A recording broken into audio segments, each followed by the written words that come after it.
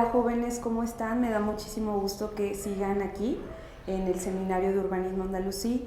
Hoy vamos a ver con el doctor Rodrigo sobre los procesos de aculturación y reminiscencias culturales. ¿Para qué te sirve esto? Pues bueno, para poder incorporar a tu formación un insumo y una perspectiva histórica y qué está sucediendo con las huellas, los espectros o lo que nosotros tenemos como parte de nuestra historia para las narrativas urbanísticas y para nuestros análisis urbanos.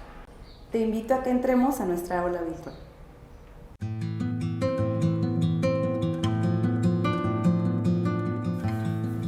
Hola, ¿qué tal? Pues muchas gracias por esta presentación, Perla. Y pues eso, muy buenos días. Qué bueno vernos en esta nueva sesión.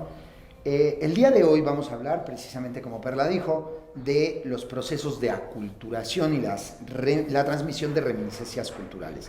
Especialmente voy a hacer énfasis en los procesos de aculturación. Y cuando hablamos de procesos de aculturación, hombre, la palabra ya les parecerá rara. Ya sé que en otros días he dicho esto mismo, bueno, les parecerá extraña la terminología, pero bueno, para que ustedes entiendan, un proceso de aculturación es cuando surge una nueva cultura del contacto de dos culturas, ¿verdad? O sea, digamos, tenemos cultura 1 y cultura 2, entran en contacto y ustedes normalmente pensarían, claro, una cultura va absorbiendo la otra cultura, pero pues eso no sucede, esa es la realidad. Lo que nos hemos dado cuenta, esto es partiendo desde el ámbito de la antropología, es que las culturas entran en contacto y generan nuevas culturas, ¿verdad? Para quien esté más interesada en esas cuestiones, les recomiendo leer la literatura de Foster, de George Foster, que escribió un libro sobre la cultura de conquista en los años 60. Y me dirán, bueno, pero ¿cómo? Espérame, estoy escuchando que Rodrigo está hablando de los años 60. Y claro, pensarán también que es pues una teoría vetusta y que por lo tanto no hay que hacerle caso, pero la realidad es que la teoría de la aculturación últimamente nos ha venido bien en las últimas décadas, vamos, en el siglo XXI, porque nos hemos dado cuenta de que en realidad la teoría de la multiculturalidad, transculturalidad, interculturalidad, pues son teorías que nos sirven muy bien para poblaciones actuales, pero para las poblaciones de la antigüedad, pues no tanto. Entonces, a nosotros, si nos interesa ver cómo se da la mezcla entre dos culturas, pues tendríamos que echar mano a Foster. Y Foster no es el primero que habló de aculturación. Si tienen que ustedes saber que desde la década de los 20 del siglo XX, ¿verdad? Se ha teorizado desde el campo de la antropología en estos aspectos, y bueno, George Foster es uno de sus exponentes, pero muchos de nosotros, y ahí me sumo, hemos contribuido a la teoría, digamos, a complementar esta teoría de la aculturación. ¿Qué va a pasar? Ahora sí, vamos en sí. ¿De qué trata la aculturación? Bueno, George Foster nos hablaba de una cultura de conquista y una cultura conquistadora y una cultura conquistada. Y esto últimamente lo he pensado y creo que se lo dije a unos alumnos míos. Me parece que hoy en día deberíamos quitarle esos términos porque resultan al final ser peyorativos. O sea, si tratamos de utilizar una teoría y una metodología que utiliza términos que pues humillan hasta cierto punto a alguna de las culturas que están involucradas, pues lógicamente tendremos, crearemos prejuicios en nosotros que interrumpirán los resultados o que determinarán los resultados que tendremos. Por lo tanto, yo recomiendo pensar que sí es verdad, hay una cultura que aparece en el espacio, ¿verdad? Aparece y entra en contacto con un territorio determinado, pero también habrá una cultura que sería lo que Foster dice, cultura receptora, que es una cultura que justo como el término lo dice, recibe esa cultura que llega, ¿vale? En estos términos, pues no me gustaría decir cultura dominada y dominante, sino simplemente cultura que recibe y cultura que llega al entorno. Ahora, ¿qué es lo que pasa? Esas dos, y aquí viene la gran contribución para mí, desde mi punto de vista, la gran contribución de Foster. Foster lo que dice es que se genera una cultura de conquista. Eso es algo interesante. Él llama de conquista, acuérdense, son los años 60 cuando está escribiendo Foster. Y Foster pues está echando un ojo a la relación entre mexicas y castellanos y él los considera españoles y entonces está hablando, él nos habla también de la península ibérica y demás. Bueno, pero yo ya de entrada les voy a decir, surge esa cultura de conquista que es al fin y al cabo una tercera cultura. O sea, a mí es lo que me interesa.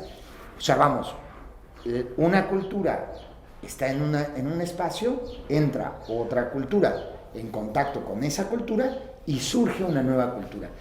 Y eso es bien importante, eso es algo que tiene mucha importancia para ustedes, porque en realidad, vamos, es la manera en la que nosotros hemos notado que se crean nuevas culturas y esas culturas son la evolución natural de las culturas que la formaron. Ahora, utilicé otro término que es evolución y quiero que en este sentido tengan mucho cuidado con lo que están, más bien en el momento que utilicen la palabra evolución, porque evolución no debe ser en ningún momento confundido con la palabra progreso, ¿verdad? La evolución se da, pero la evolución, y voy a utilizar la acepción de la biología para hablar de evolución, la evolución es una adaptación al entorno, ¿verdad? Un organismo se adapta al entorno y por lo tanto evoluciona. No solamente un organismo, sino también un individuo y también una cultura y también una ciudad, ¿verdad? Van adaptándose al entorno e irán evolucionando. En estos aspectos tendrían que ustedes que empezarse a cuestionar, entonces, ¿cómo? O sea, se da una evolución y la evolución es un flujo, como un río que corre, pero nosotros no podemos echar atrás el río, esa es la realidad. Nosotros no podemos echar atrás el río corre y nosotros no podemos hacer involucionar una cultura. Cuando digo esto, vamos a poner el ejemplo de la cultura islámica en la península ibérica. Estamos en un congreso de Al-Ándalus y eso precisamente es interesante hablar del mundo islámico.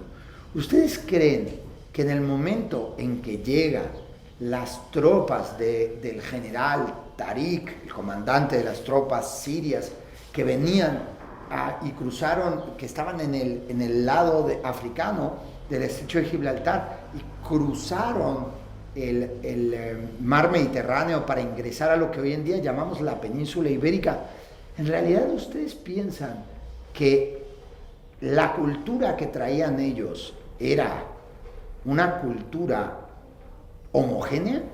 Esa es una cosa interesante, hay que pensarlo. Esto se ha pensado desde los años 80, si no es de que finales de los 70, y precisamente, o sea, en pocas palabras lo que quiero decir es que no soy el único que lo ha dicho, ni el primero, sino en realidad, pues ustedes tienen que tener en consideración que esas tropas islámicas que entran en la península ibérica fueron sujetas a procesos de aculturación.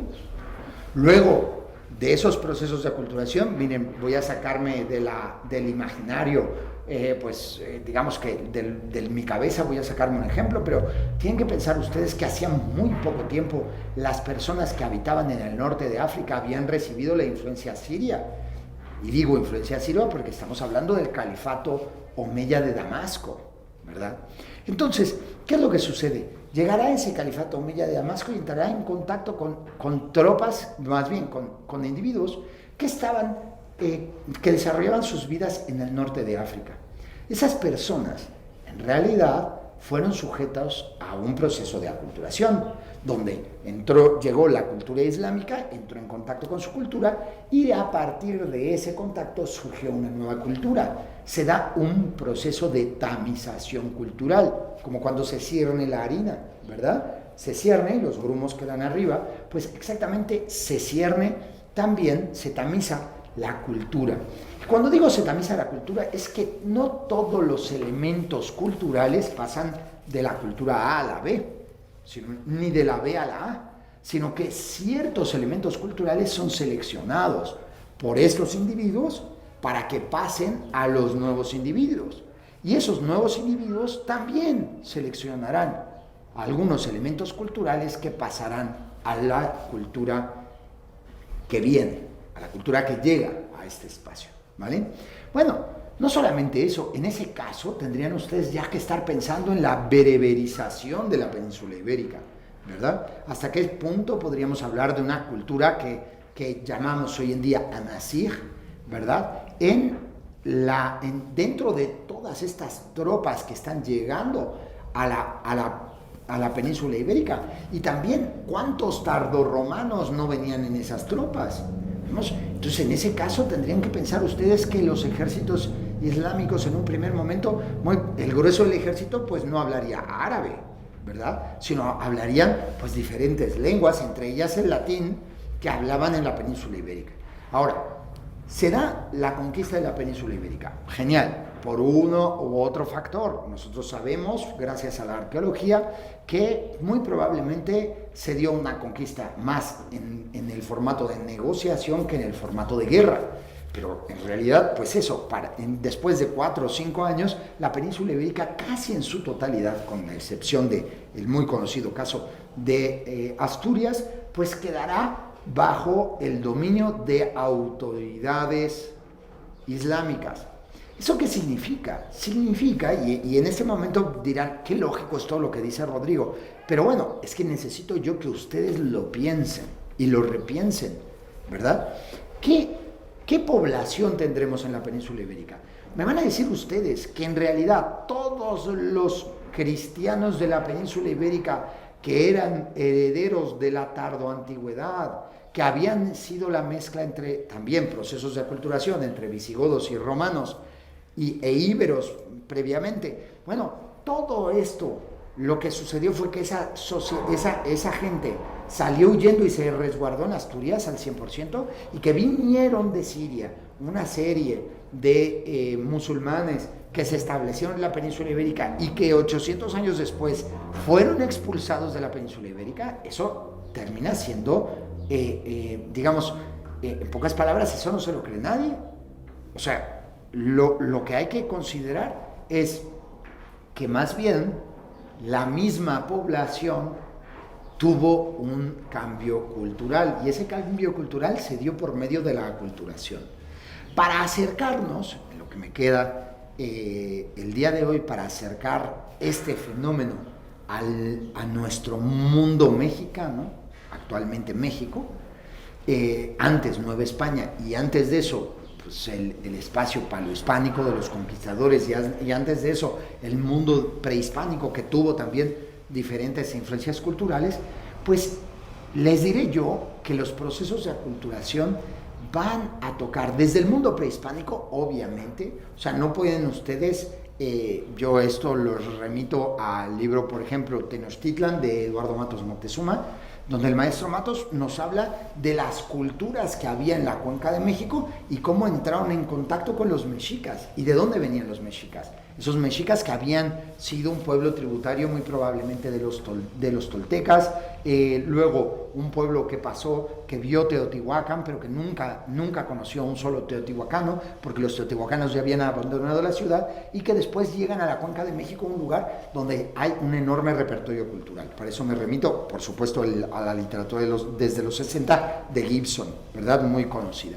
¿Qué es lo que va a pasar? Cuando llegan esos mexicas y conocen el mundo de la cuenca, y digo el mundo porque es un universo cultural de la cuenca, bueno, nosotros tenemos que ser conscientes que existen culturas previas que son diferentes en el mundo prehispánico, y que esas culturas entrarán en contacto las unas con las otras y configurarán en gran parte la cultura mexica, pero la cultura mexica convivirá con otras culturas. No es lo mismo ser, yo qué sé, Tlatelolca o ser Tenochca que ser Xochimilca, ¿verdad?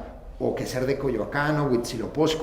O sea, tienen que saber ustedes que, por supuesto, esos procesos de aculturación tocan cuántas culturas entran en contacto, tanto en el pasado como en el día de hoy, ¿verdad? Ahora, por último, cuando llega Hernán Cortés con sus hombres y entran en contacto con las culturas prehispánicas en el espacio que actualmente ocupa el territorio mexicano, pues tienen ustedes que darse cuenta que no se encuentran primero con una cultura homogénea, sino que son varias culturas con rasgos culturales diversos y que ellos no traen una cultura española. Eso también es muy importante. Traen una cultura que podremos llamar castellana y que alguno de ustedes podría decir, bueno, incluso de la zona de Badajoz en Extremadura. Bueno, es cierto, o sea, traen unos ciertos rasgos culturales castellanos del siglo XV, ¿verdad? A pesar de estar en el siglo XVI.